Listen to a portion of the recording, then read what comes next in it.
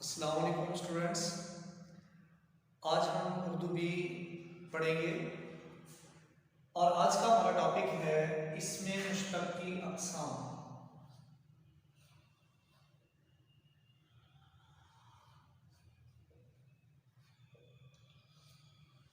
اسم مشتق کی اقسام۔ اسم مشتق ایسے اسم کو کہتے ہیں جو خود تو دوسرے الفاظ سے بنے لیکن اس سے آگے کوئی لفظ نہ بنتا ہو، اسے اسم مشتق کہتے ہیں۔ اسم مشتق کی 5 اقسام ہیں۔ اسم مشتق کی کتنی اقسام ہیں؟ 5۔ وہ میں یہاں پہ تحریر کر دیتا ہوں۔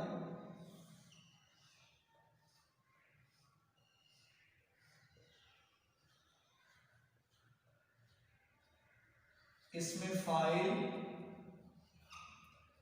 اسم مفعول، اسم حالیہ، اسم حاصل مصدر اور اسم معاوضہ۔ جی، یہ 5 اقسام ہیں اسم مشتق کی، اور یاد رکھیے گا کہ بورڈ کے پیپروں میں یہ سوال آبجیکٹو اس طرح سے پوچھا جاتا ہے کہ اسم مشتق کی اقسام ہیں، اور آپشن میں 4، 3، 2 کچھ بھی دیا جا سکتا ہے، تو رائٹ اس کا آنسر ہوگا 5 اقسام ہے۔ اب ہم ایک ایک کو تفصیل کے ساتھ دیکھ لیتے ہیں۔ سب سے پہلے ہمارے پاس ہے اسم فاعل۔ اسم فاعل اور فاعل یہ دو الگ چیزیں ہیں، ان کو آپ یہاں پہ سمجھ لیں۔ فاعل کہتے ہیں کام کرنے والے کو، subject, action performer in a sentence is called subject. English میں اس لیے میں نے بتا دیا کہ اگر آپ انگلش کو اچھی طرح سے سمجھتے ہیں تو پھر اردو میں آپ کو مشکل نہیں ہوگی۔ یعنی کسی بھی جملے میں کام کرنے والا فاعل ہوتا ہے، ایکشن پرفارمر کو ہم فاعل کہتے ہیں۔ اور دوسری چیز ہمارے پاس ہوتی ہے اسم فاعل۔ اب ان دونوں میں فرق ہے، وہ آپ نے اچھی طرح سے یہاں پہ سمجھ لینا ہے تاکہ یہ والی چیز آپ کو اس میں فاعل اور اس میں مفعول دونوں میں کام آ سکے۔ فاعل کہتے ہیں کام کرنے والے کو، اور اس میں فاعل اس کو کہتے ہیں جو کام کرنے والے کو ظاہر کرے۔ پھر سمجھیں، فاعل کہتے ہیں کام کرنے والے کو، اور اس میں فاعل کہتے ہیں جو کام کرنے والے کو ظاہر کرے۔ جیسے کہ میں اپنی ہی مثال لوں تو میں یہ پوچھوں کہ یہ کس نے لکھا ہے، یہ سارا کس نے لکھا ہے؟ تو اگر میں اپنا نام لوں کہ یہ مغفور الہی نے لکھا ہے، مغفور الہی نے لکھا ہے، یہ آنسر ہوگا۔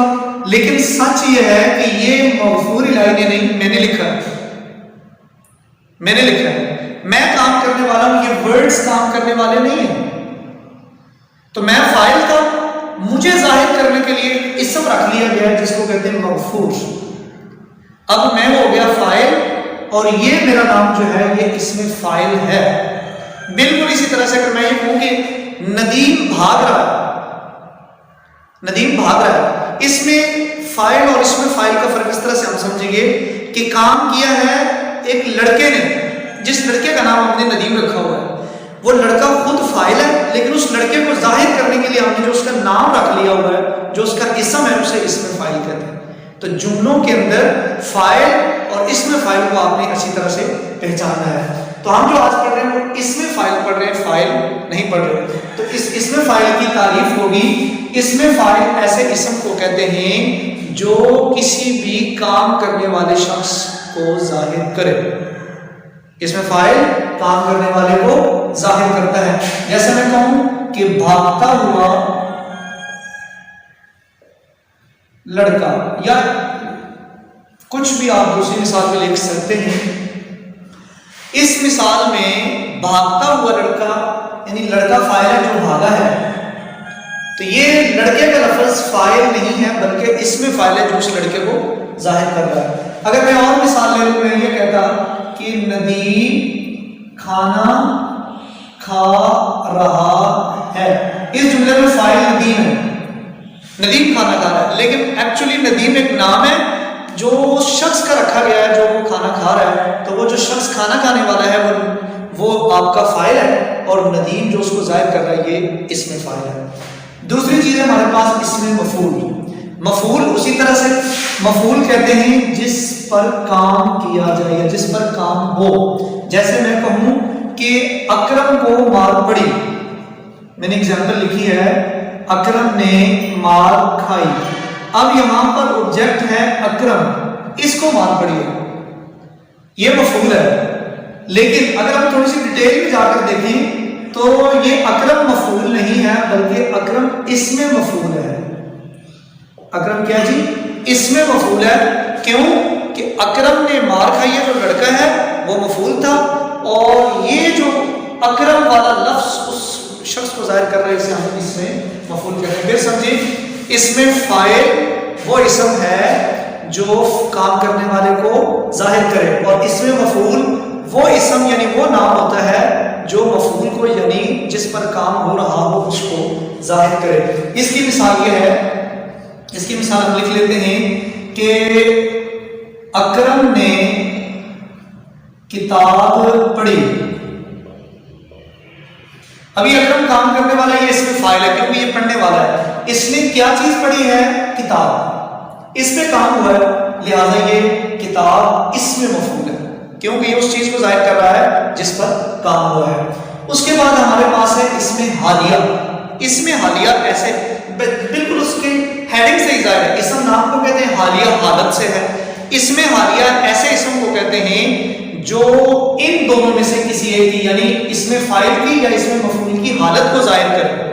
پھر سنیں, اس میں حالیہ ایسے اسم کو کہتے ہیں جو فاعل اس میں فاعل یا اس میں مفعول میں سے کسی کی ایک کی حالت کو ظاہر کرے. پہلے ہم اس کی مثال لے لیتے ہیں کہ یہ اس میں حالیہ اس میں فاعل کی حالت کو ظاہر کرے.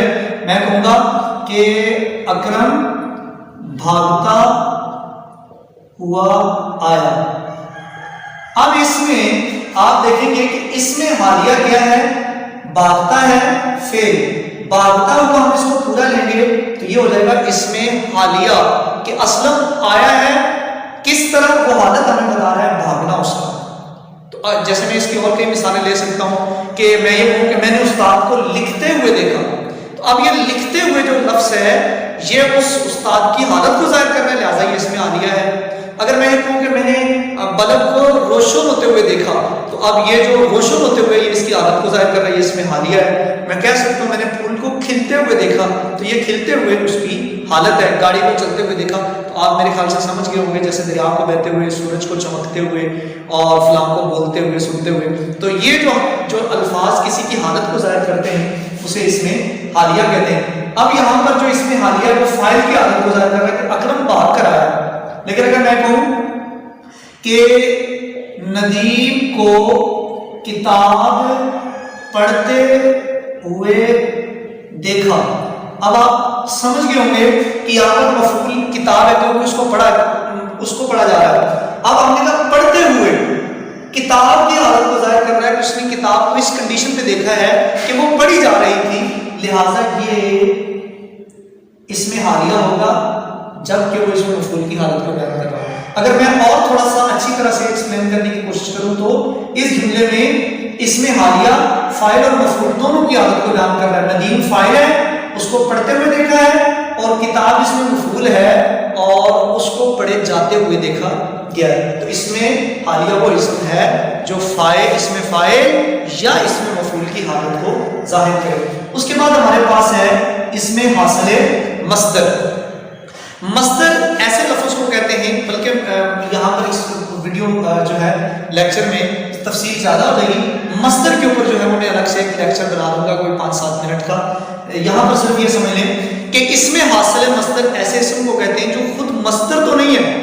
مصدر کون کیا ہوتا ہے, اس مصدر کی علامات کیا ہیں اور اس مصدر اردو میں کیسے بنتا ہے اور مصدر سے آگے دوسرے الفاظ کیسے بنتے ہیں, یہ بات کی بات ہے. لیکن ابھی یہ سمجھیں کہ اس میں حاصل مصدر ایسے اسم کو کہتے ہیں جو مصدر تو نہیں ہوتا لیکن اس سے معنی مصدر والا حاصل ہوتا ہے. جیسے میں یہ کہہ دیتا ہوں آہٹ. آہٹ کا میں نے لفظ لکھا ہے. اب آہٹ آنا, آہٹ یہ مصدر نہیں ہے. جب ہم مصدر کی ویڈیو میں بات کریں گے تو اس میں مصدر کی کوئی علامت نہیں ہے لیکن معنی اس سے مصدر والا ہی حاصل ہو رہا ہے. اس کے بعد ہمارے پاس ہے اس میں معاوضہ. اس میں معاوضہ ایسے اسم کو کہتے ہیں کہ جو کسی محنت کی اجرت کو ظاہر کرے. مثلا ایسا لفظ جس کے بولتے ہی آپ کے ذہن میں یہ بات آئے کہ اس سے کسی کام کی مزدوری جو ہے وہ مراد ہے. جیسے ہم یہ کہتے ہیں کہ میں نے آٹے کی پسوائی دے دی ہے. اب پسوائی کا لفظ جب بھی بولا جاتا ہے تو آپ سمجھتے ہیں کہ چکی پر جب آٹا پیسا جاتا ہے تو اس کا جو اس کی مزدوری بنتی ہے اجرت، اس کو پسوائی کہتے ہیں. اب یہ اسم ہے جو کسی کام کی اجرت کو ظاہر کر رہا ہے. جی میں کپڑوں کی رنگائی دے آیا ہوں. اب یہ جو رنگائی کا لفظ ہے یہ بھی جو ہے وہ ظاہر کر رہا ہے اجرت کو، رنگنی کو. جیسے ہم یہ کہہ سکتے ہیں کہ میں نے پتھر کی رگڑائی دے دی ہے. اب رگڑائی بھی اس میں معاوضہ ہے کہ یہ کسی کام کی اجرت کو ظاہر کر رہا ہے. جیسے میں کہوں کہ میں نے اس کی کڑھائی دے دی ہے، یعنی کڑھائی کا مطلب کپڑے کے اوپر جو کام ہوا ہے اس کی اجرت. تو یہ آج کا سبق مکمل ہو گیا. اس کو اچھی طرح سے یاد کر لیں. اللہ تعالی ہم سب کا حامی و ناصر ہو.